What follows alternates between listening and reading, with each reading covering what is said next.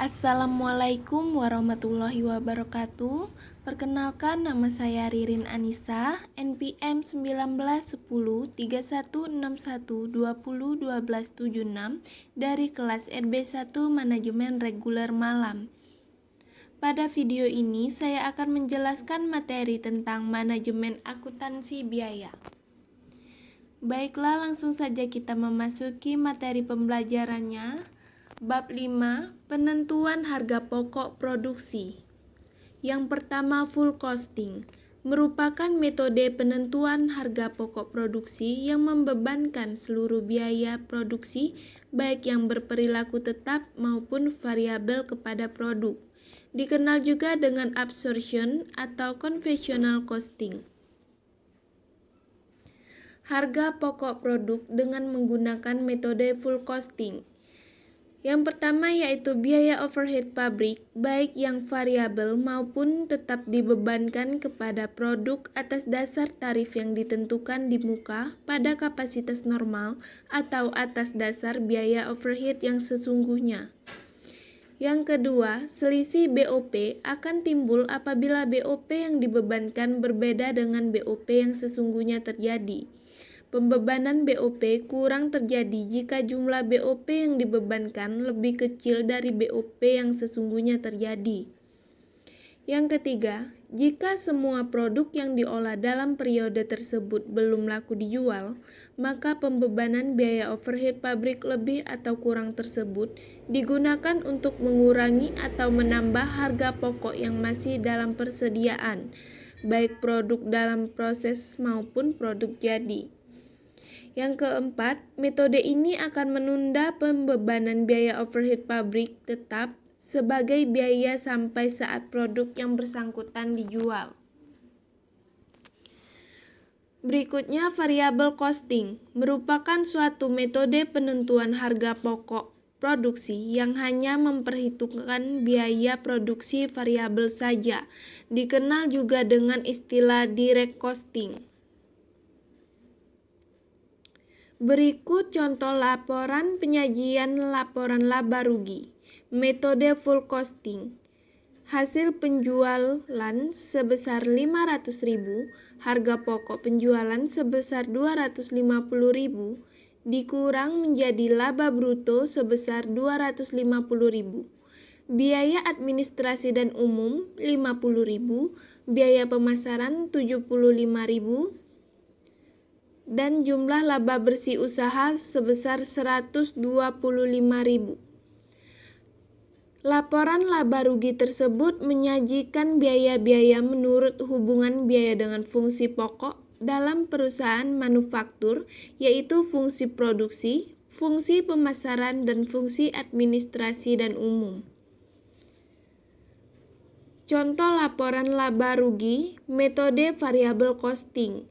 Hasil penjualan sebesar 500.000 dikurangi biaya-biaya variabel yang jumlahnya 230.000.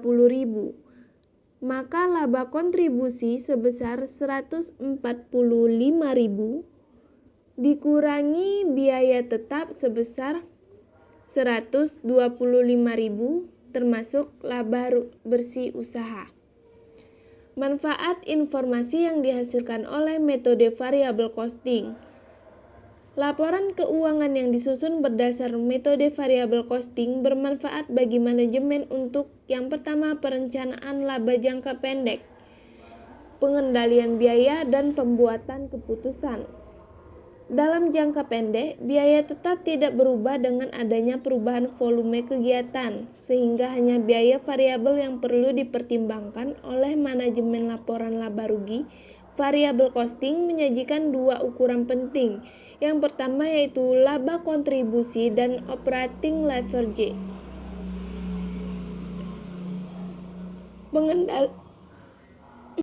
Selanjutnya, pengendalian biaya. Biaya tetap dalam variable costing dapat dikelompokkan ke dalam dua golongan, yakni discretionary fixed cost dan committed fixed cost. Merupakan biaya yang berperilaku tetap kepada Selanjutnya, penggolongan biaya overhead pabrik menurut perilaku dalam hubungan dengan perubahan volume produksi. Dibagi menjadi 3 macam, yaitu biaya overhead pabrik tetap, biaya overhead pabrik variabel, dan biaya overhead pabrik semi variabel. Penggolongan biaya overhead pabrik menurut hubungannya dengan departemen dibagi menjadi 2 macam, yaitu biaya overhead pabrik langsung departemen dan biaya overhead pabrik tidak langsung departemen. Metode penentuan tarif biaya overhead pabrik yaitu tarif tunggal, tarif departementalisasi, dan tarif setiap aktivitas. Menghitung biaya overhead pabrik, menyusun anggaran biaya overhead pabrik, memilih dan menaksir dasar pembebanan biaya overhead pabrik. Berbagai rumus tambahan perhitungan biaya overhead pabrik. Yang pertama yaitu jumlah satuan produk. Metode ini langsung membebankan biaya overhead pabrik kepada produk dan lebih cocok digunakan dalam perusahaan yang memproduksi satu jenis produk. Yang kedua, biaya bahan baku.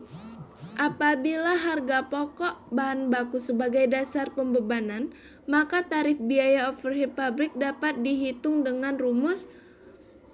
Contoh, taksiran biaya overhead dari taksiran biaya bahan baku yang dipakai dikalikan 100% dan menjadi presentasi BOP biaya bahan baku. Yang ketiga, biaya tenaga kerja. Apabila sebagian besar elemen biaya overhead pabrik mempunyai hubungan yang erat dengan jumlah upah tenaga kerja langsung, maka dasar yang dipakai untuk membebankan biaya overhead pabrik adalah biaya tenaga kerja langsung.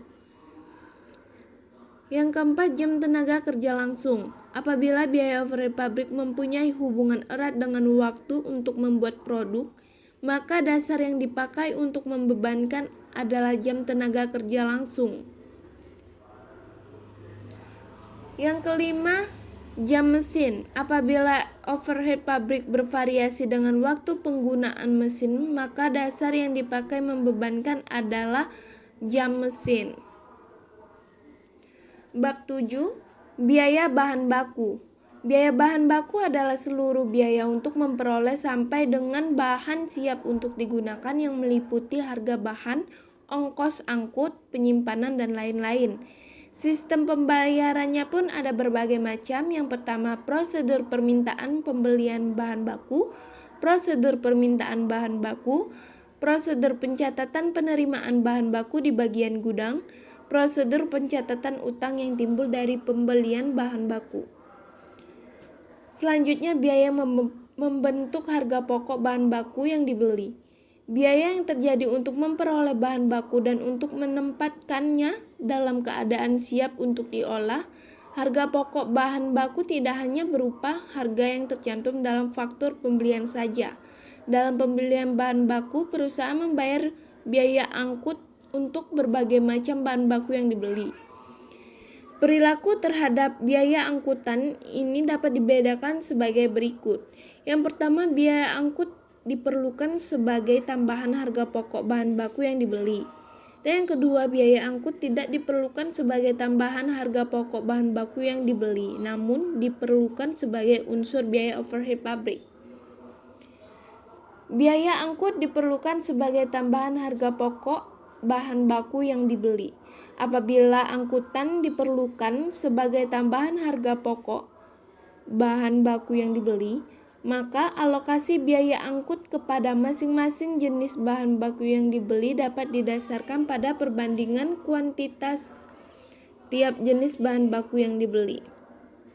Perbandingan harga faktur tiap jenis bahan baku yang dibeli. Biaya bahan baku diperhitungkan dalam harga pokok bahan baku yang dibeli berdasarkan tarif yang ditentukan di muka. Penentuan harga pokok bahan baku. Yang pertama, metode identifikasi khusus, metode biaya standar, metode rata-rata harga pokok bahan baku pada akhir bulan, dan yang terakhir metode rata-rata regerak atau rata-rata tertimbang. Masalah-masalah khusus yang berhubungan dengan bahan baku. Yang pertama, sisa bahan. Yang kedua, produk rusak. Yang ketiga, produk cacat. Selanjutnya, bab 8. Biaya tenaga kerja. Pengertian dan penggolongan biaya tenaga kerja adalah biaya yang dikeluarkan untuk membiayai penggunaan tenaga kerja manusia dalam proses produksi. Dalam perusahaan industri, penggolongan tenaga kerja dikelompokkan menjadi: yang pertama, penggolongan menurut fungsi pokok dan perusahaan, menurut kegiatan departemen dalam perusahaan, menurut jenis pekerjaannya, dan yang terakhir, penggolongan menurut hubungannya dengan produk. Akuntansi biaya tenaga kerja. Biaya tenaga kerja terbagi dalam 3 golongan besar, yaitu gaji dan upah, premi lembur, dan biaya-biaya yang berhubungan dengan tenaga kerja. Selanjutnya, kita masuk dalam penjelasan insentif. Untuk meningkatkan produktivitas karyawan perusahaan biasanya memberikan insentif. Dapat didasarkan atas waktu kerja, hasil produksi atau kombinasi keduanya. Cara-cara pemberian insentif yaitu: yang pertama, intensif satuan dengan jam minimum. Karyawan dibayar atas dasar tarif per jam untuk menghasilkan jumlah satuan standar. Untuk hasil produksi yang melebihi standar, karyawan diberi tarif upah per satuan. Tarif upah tersebut dihitung dengan cara membagi upah standar per jam dengan satuan keluaran standar per jam. Yang kedua, Taylor Differential Piece Rate Plan.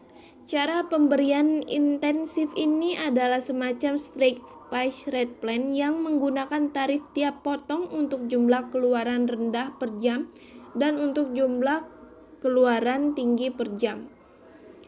Premi lembur. Jika karyawan sebuah perusahaan bekerja lebih dari 40 jam dalam seminggu, maka mereka berhak menerima uang lembur dan premi lembur.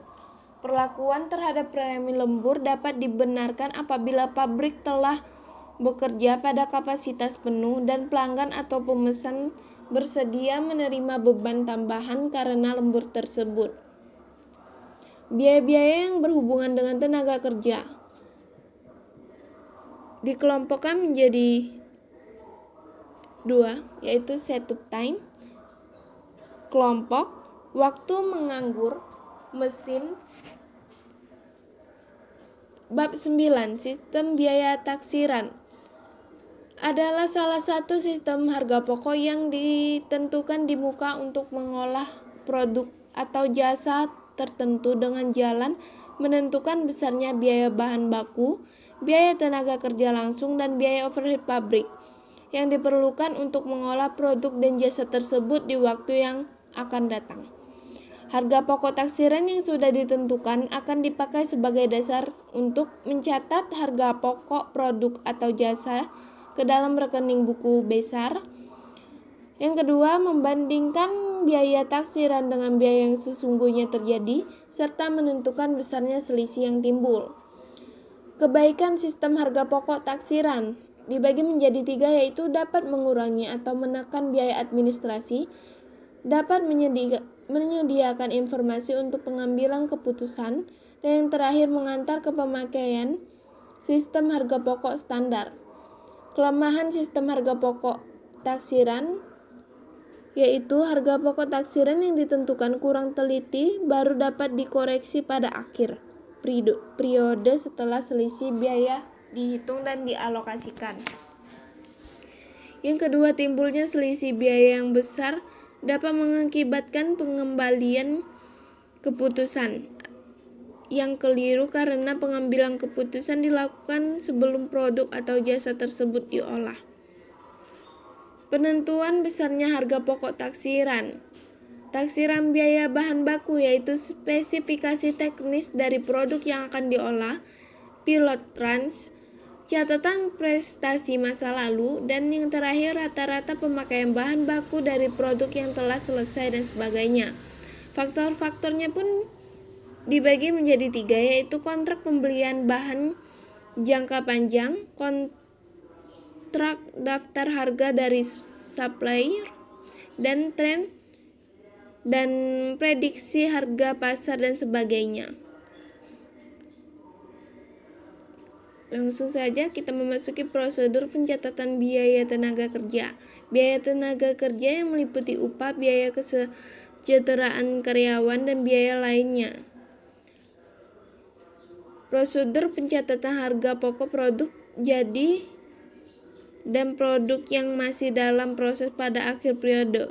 Jurnal pencatatan harga pokok produk jadi dan produk yang masih dalam proses pada akhir-akhir periode. Bab 10. Sistem biaya standar. Biaya standar adalah biaya yang ditentukan di muka yang merupakan jumlah biaya yang harus dikeluarkan untuk membuat satu satuan produk atau untuk membiayai kegiatan tertentu di bawah asumsi kondisi ekonomi, efisiensi, dan faktor-faktor lain tertentu. Manfaat dan kelemahan biaya standar, yaitu biaya standar ditentukan lebih realistis. Dengan menganalisa penyimpangan yang terjadi, kemungkinan manajer bertindak sesuai dengan petunjuk alat yang efektif untuk mengontrol aktivitas dengan perusahaan. Yang ketiga, dimungkinkan adanya perbaikan atas bagian yang terjadi penyimpangannya sehingga menekan biaya. Yang keempat, dalam penentuan standar diperlukan perencanaan yang matang sehingga sekaligus dapat disusun perencanaan yang baik dan sebaik-baiknya atas kegiatan perusahaan sebagai alat untuk membantu mengambil keputusan yang lebih tepat, karena biaya harus dapat diperinci dalam bagian yang variabel dan fixed. Dan yang terakhir, karena dapat diperinci cara standar lebih mudah ke pengurusan administrasinya sehingga biaya administrasi dapat ditekan. Kelemahan biaya standar yaitu tingkat ketepatan atau kelonggaran standar. Yang kedua, seringkali standar cenderung untuk menjadi kaku. Keadaan produksi selalu mengalami perubahan dan perubahan standar menimbulkan masalah persediaan. Prosedur penentuan biaya dibagi menjadi 3, yaitu biaya bahan baku standar, biaya tenaga kerja standar, dan yang terakhir biaya overhead pabrik standar. Analisa selisih biaya produksi. Ada 3, yaitu model 1 selisih, model 2 selisih, dan model 3 selisih. Analisa selisih biaya tenaga kerja langsung, yaitu model 1 selisih, 2 selisih, dan 3 selisih. Selisih biaya overhead pabrik. Perhitungan selisih biaya overhead pabrik berbeda dengan perhitungan selisih biaya bahan baku dan biaya tenaga kerja langsung. Perhitungan tarif biaya overhead pabrik adalah menggunakan kapasitas normal, sedangkan pembebanan biaya overhead pabrik kepada produk menggunakan kapasitas sesungguhnya. Metode tunggal. Berikut disajikan yang dibuat untuk mencatat biaya bahan baku. Yang pertama, mencatat biaya bahan baku, pencatatan biaya tenaga kerja, pencatatan biaya overhead pabrik, pencatatan harga pokok produk jadi. Itulah materi yang telah saya susun untuk memenuhi nilai UAS Manajemen Akuntansi Biaya. Mohon maaf apabila ada kesalahan kata. Saya akhiri, wabillahi taufiq wal hidayah. Wassalamualaikum warahmatullahi wabarakatuh.